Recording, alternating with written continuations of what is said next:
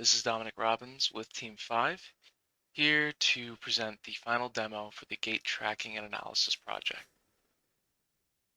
In this demo, we will be showing you the final results of the semester of working on this project.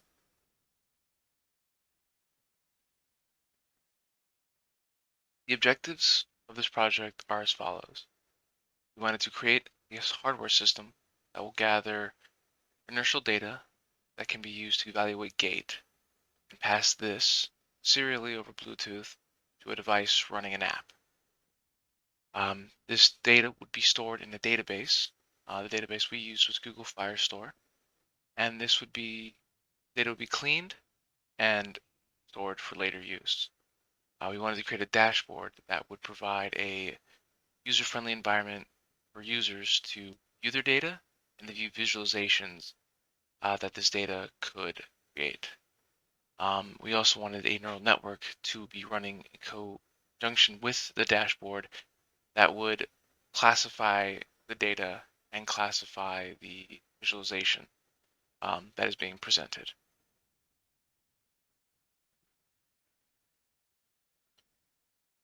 The purpose of this demo is to present the final state of the project and all the work we have done over the past semester.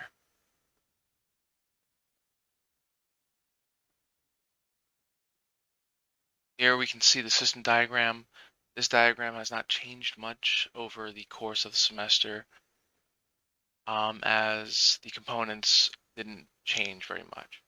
As you can see, the inertial measurement unit still communicates with the processor that we chose, and that data is passed through Bluetooth to the web app. And the web app is pretty much the central component of the software system. All the data gets passed through there into the database, and that's where all the visualization happens as well. And the artificial intelligence or neural network runs in conjunction with the dashboard to help with data visualizations and comparisons and classify gate data.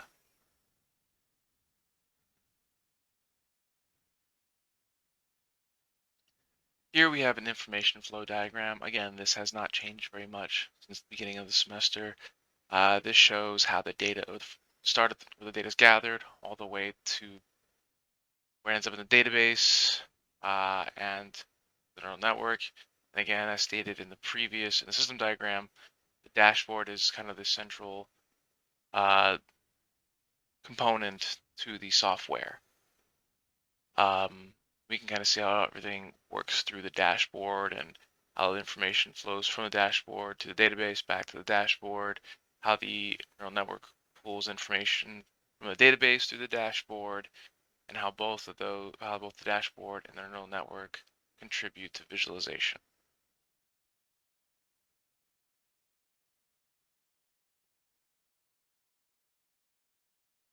Here we have a simple hardware diagram.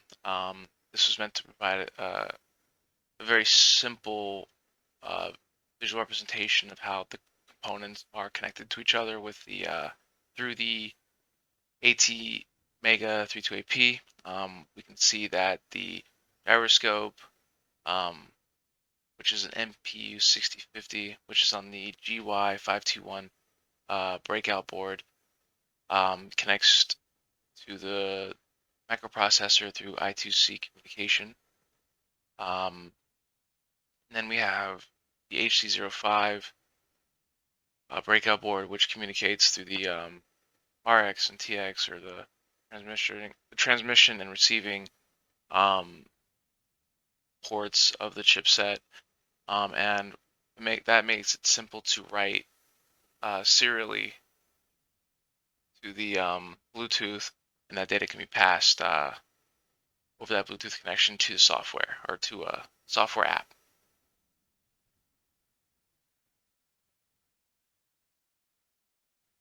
Here we can see the hardware schematic that was used actually to design the PCB, which I will show the PCB design later on the next slide of this presentation. This is the second revision of the original schematic. There was a button removed that that was causing a short within the system. Removing that button fixed that issue. And a few things were changed here and there.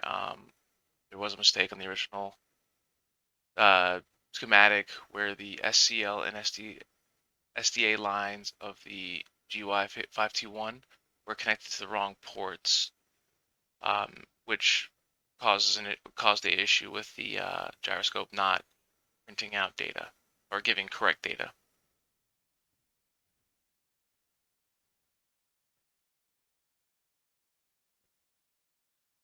So here we can see the PCB design that was used as the final product. I actually have two variations of this PCB. This one is a single-sided board, the other being a two-sided board. I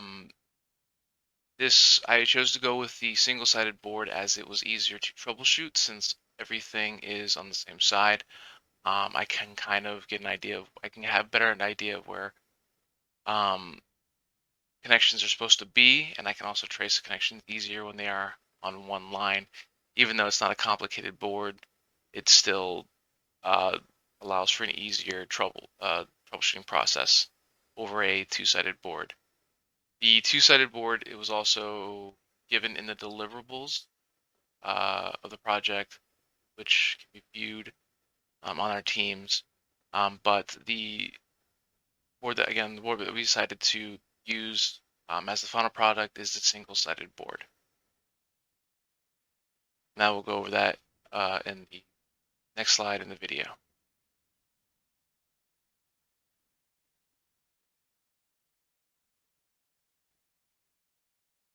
Okay. So this is Dominic Robbins here to kind of go over the final PCB that we've managed to design and build. So this is the single-sided variant of the boards I was designing.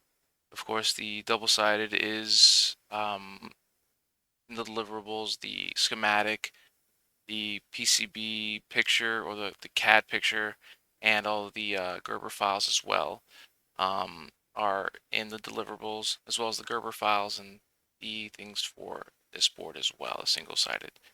So this board, we can see the chip sits in the middle. We have a clock right next to that. That's what this little guy is here. Then we have our gyroscope and our Bluetooth module here. Now, the original goal was to get this a bit smaller, pretty much just big enough for these two components to sit on and possibly sit on top of the chip. However, that wasn't finished due to a few problems we were having. This is the third iteration of the board.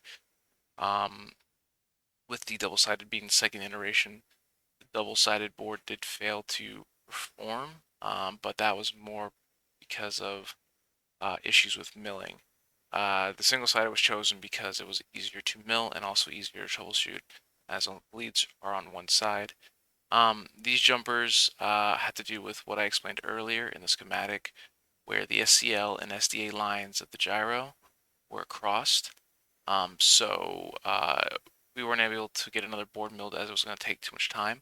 So I just ran jumpers from the SDA lines and the SCL lines to the correct ports of the chip. This board runs with on a 5-volt battery. Get this plugged in correctly here. And we can see everything kind of lights up.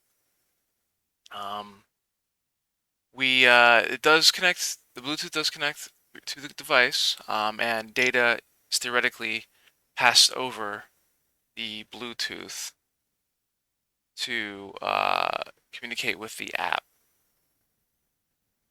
Get the Bluetooth connected here. So it would connect like any other device to the computer. You would, add it to your Bluetooth settings. We've kept the name HD05 for now, as this isn't in production yet, or isn't a production model. So the standard name for it is all we have right now. We could, of course, program the HC05 to be named whatever we want, and also to change the password, things like that. You can kind of see the light slowed down. That means it's connected. Now, in theory, this would be attached on your foot, your ankle, even your leg, even your hips, and it would collect your inertial data, which would then be passed over the Bluetooth to the app. And if we can, well, if we can see just right here, that this is indeed connected. We can see right here that it's paired and is communicating with my computer. The code to receive it does take into account all of the major operating systems: Linux, Mac OS X, and Windows. This is a Windows computer that I'm running this on. And the final thing I want to say is, this is an Arduino chip, so the code was burned to it from an Arduino and can be burned by removing this chip and placing it into an Arduino board. It can be reprogrammed like that. Originally, I had intended for a bootloader headers to be on the board. However, to keep the board simple, they were removed, but they could be added back. Quite simply, I just would have needed more time to get that done. As of right now, this board is not actually passing data across the Bluetooth. I am unsure why. I will try to keep testing that and possibly update this video before it needs to be turned in, but just in case it's not, as of right now, this is not actually passing the data through the Bluetooth. My hypothesis is the clock, as the clock is uh, a bit, the pins are a bit damaged, so it could be because of that. But in any case, this is the final design, the third iteration board, and pretty much the result of a couple months worth of effort working alongside the electronics department at FAU. Thank you.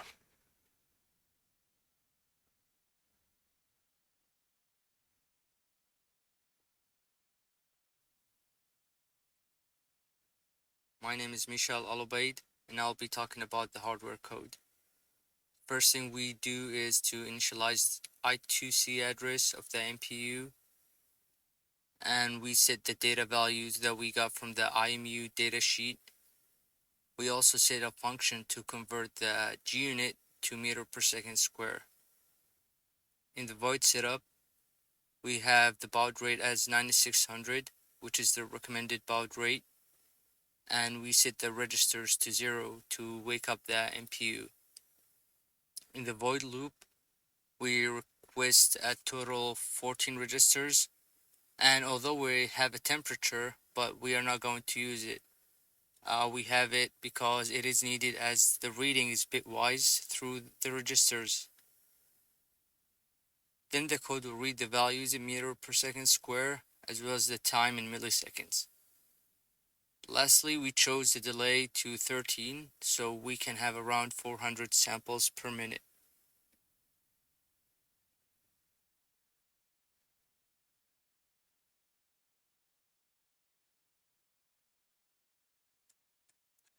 Hi, my name is Andy Chen, and here I'm going to cover neural network implementation for classifying gate data received. The programming language used by the neural network is going to be Python. The challenges are the following. Point 1. The neural network provided in source 1 is wired to train with pressure sensor inputs. 2. Pre-processing package in source 1 are geared toward data with pressure sensor inputs. 3. Different gate labels were used in source 1.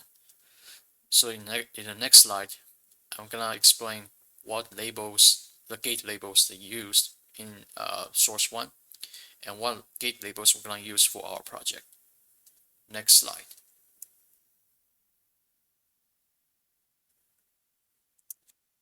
At the top, there are gate labels used by authors of source 1. From left to right, there are normal gate, tandem gate, outward gate, and inward gate. those gates are for walking. At the bottom are the gate labels that are going to be used for this project. From left to right, they are stationary, walking, running, and climbing. In the next slide, I'm going to show what neural network is going to be used for this project. Next slide. Here's the layout of Lstm neural network according to source 2. At different time steps, t-1, t, and t+1, the network takes in inputs x and generates output h. After each time step, the network weights are passed on to the network in the next time step. The output h is also passed on to the network in the next time step. Therefore, this neural network is good for long time series data because it can retain memories from the past few time steps. Next slide. Here in this subsystem diagram, there are three main subsystems. The first one is the Firebase database, which is where all the gate data are stored.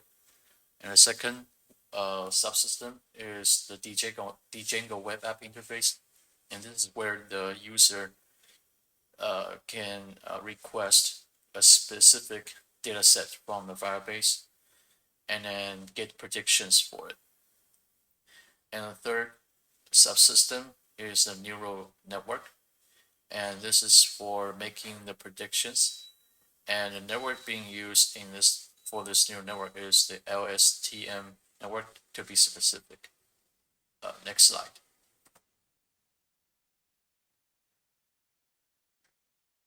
In this information flow diagram taken from the previous slides, you can see how the information is flowed from one place to another. So whenever a user requests a specific data set at the dashboard or the Django web app, it will pull the data associated with that specific data name from the Firebase database, and then it will pull from there and then save that the pull data as a temporary .txt file, so that neural network, the pre-trained neural network, can use it to make predictions. And whenever the trained neural network finish making the predictions, the temporary .txt file will be deleted to save space. Next slide.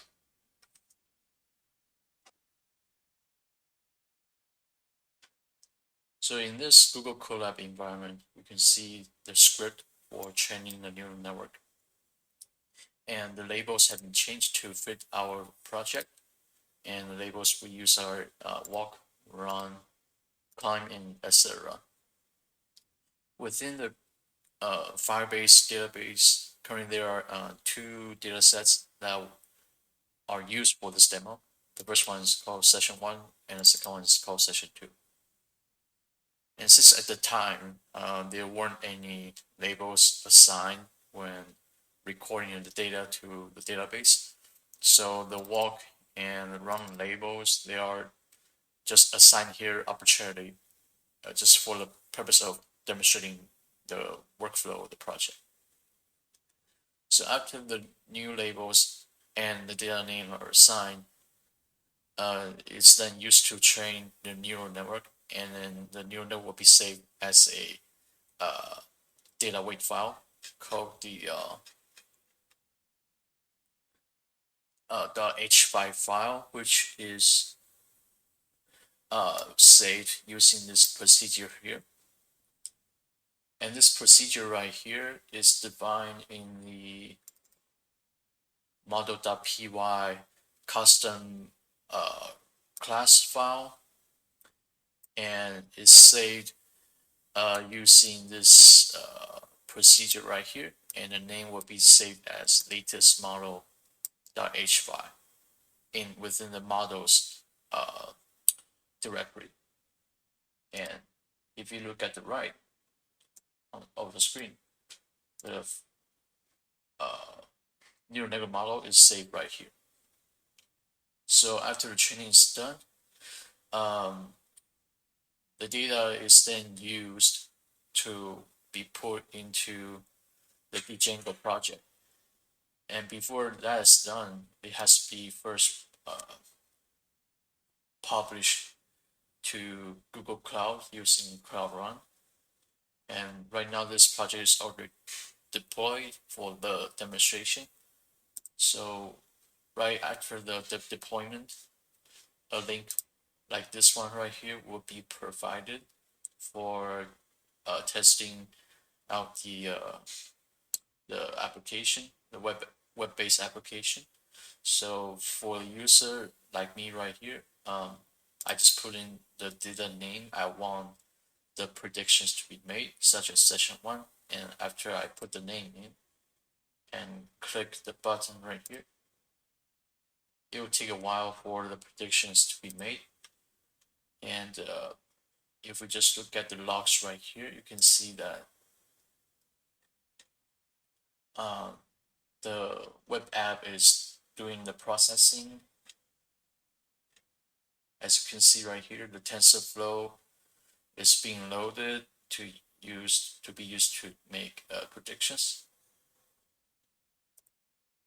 And now the prediction is made, including the name, and it shows that the data is in the database, and classified the session 1 data as walk, which matches exactly the label used in this training file.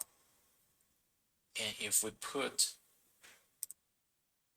the name session 2, it will do the same process, and see session 2, the data is run. And all of this is running in the cloud. And just to verify, session 2 run, the same as the labels used in the training session.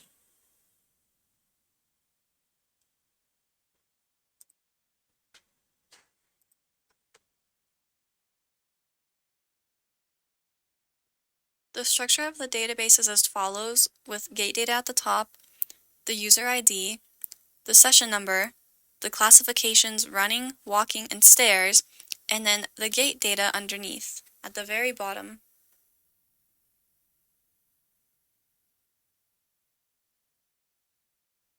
The database is a Firebase real-time database.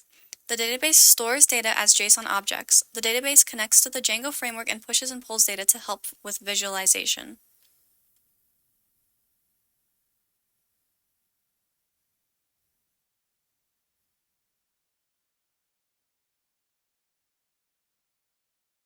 My name is Summer Poisoner, and I'm in charge of the database. The database is stored in Firebase, and it's stored in a real-time database. The data is being passed to the database as a JSON object. This is how the structure of the database looks. Gate data is at the top, the user ID, the session number, the classification,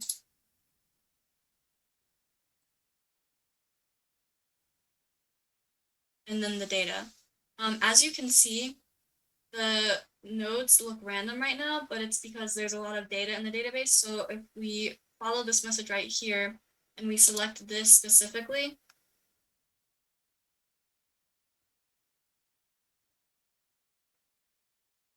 you can see that the data is in ascending order.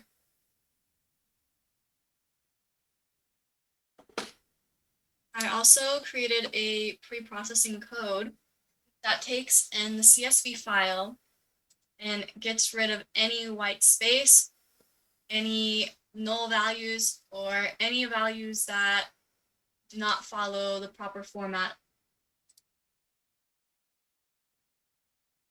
So this will show you like what's in the CSV file. This converts the data to a float because in the CSV file it's getting uploaded. It was getting uploaded for some reason as a string. So I also converted it into a float right here. And this is just confirming that all the values are now floats or integers. And then if we play this, what this is saying is what percentage of these values are of the raw data are values that are not proper, that are null or corrupted data. So as you can see for gyro, Y, and Z, it's 0.07%. And then right here, you can see that now all the data types are floats. This is just getting the column names for the keys. This data right here drops any null values, any columns with the null value. And then if we play this is double checking what percentage of the data is corrupted. And now you can see it's at 0%. And this just converts the data into a dictionary, the clean data. If we go to here, you can see right here, I'm connecting to the database. And then right here is where I pasted all of that pre-processing code. So for example, here I'm calling to a CSV file. And then right here, I'm removing any white space. I'm removing corrupted data. I'm setting the data to floats. And then I'm removing any null values. And then right here, I also created a line that drops any columns that are more than 80% null. Right here, we're setting the data frame to a dictionary. And then in here, I'm removing spaces from keys and storing them in the same dictionary. So if we play this, and then down here, this is the code that converts this CSV file, which was now into a dictionary, into a JSON object and sends it to the database. So the data was set to the dictionary, which is right here, which contains all of the now clean data. And then it sends it to a reference in the database right here. And since this data is walking data, that's the reference that we're going to send it to. So if we go back to the database before we play that, and we go to session 3, you can see that there's walking here, but there's not really anything in it. So if we come here and we play this, you can see now that if you go to session 3, walking, now it has Excel X, Excel Y, Excel Z, gyro X, gyro Y, gyro Z, and time. And since there is a large amount of data in the database, if we click here, you will see that the data, instead of being arranged in ascending order, it's once again in a randomized order. So if we click on the node itself,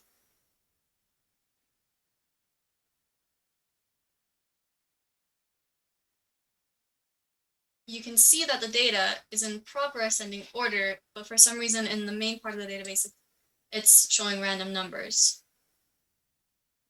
And this goes all the way up to 1,427 data points. And then also for the user portion, the authentication has been successfully sending to the database. However, I had to bypass that because there was an issue with connecting the user ID to the real-time database. So I had to bypass that authentication so we were able to push and pull data from the database in the dashboard.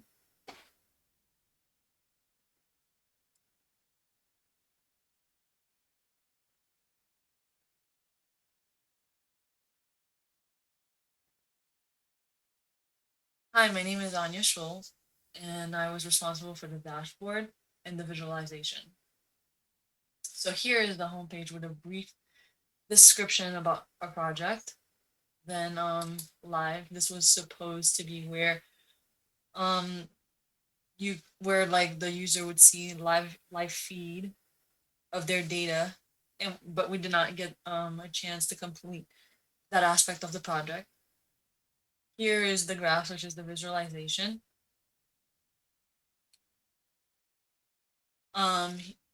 Here I have some graphs comparing certain data aspect. So for example, this is walking versus running. As you can see, the acceleration for walking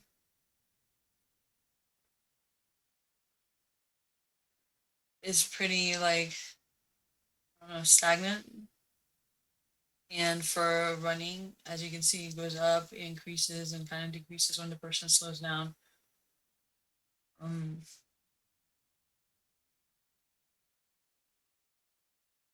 So here I'm going to show you guys the code for the graphs. Right here is the connection to the database. Over here, this section is the reference that connecting session 4, like to walking and running. And then over here,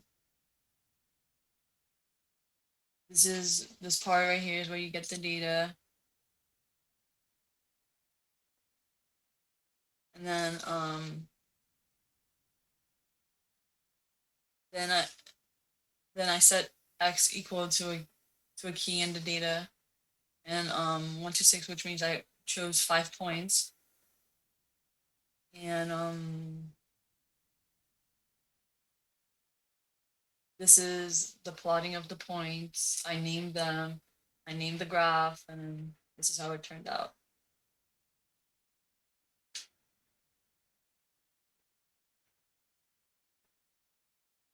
So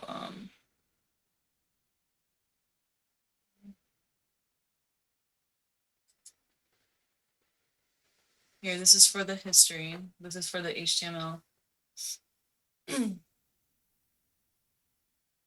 This is where I connected Django to the HTML page, and I created the tables. And then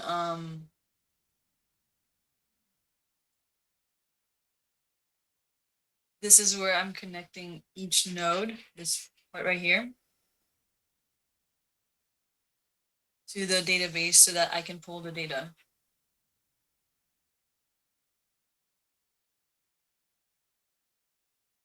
Here.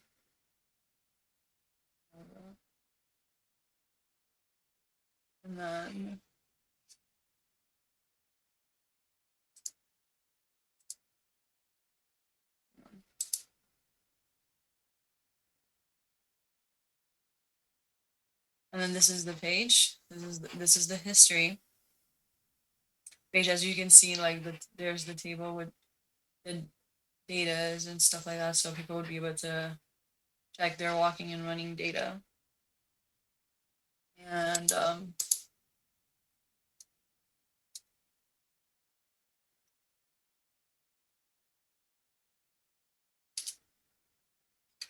so this is the login page.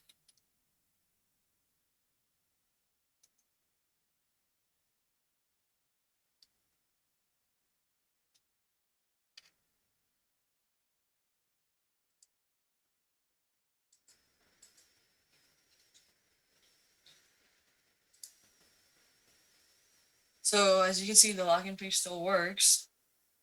But I had to bypass the user authentication because it does not work. We were unable to figure that out. So, but thank you.